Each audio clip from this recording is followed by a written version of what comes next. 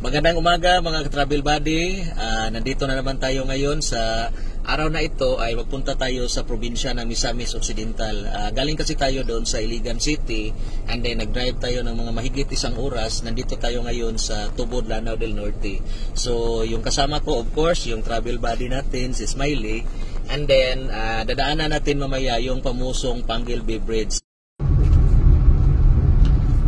Okay, so nandito na tayo ngayon sa paanan or sa entrance ng Panguil Bay Bridge, no?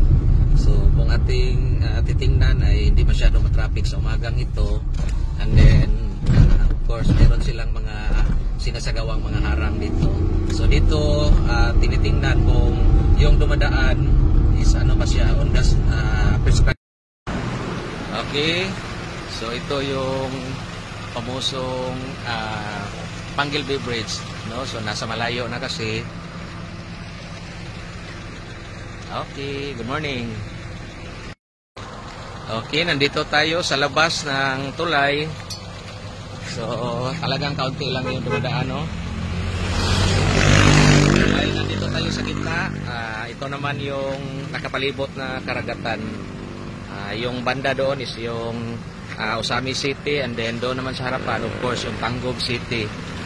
And then doon na banda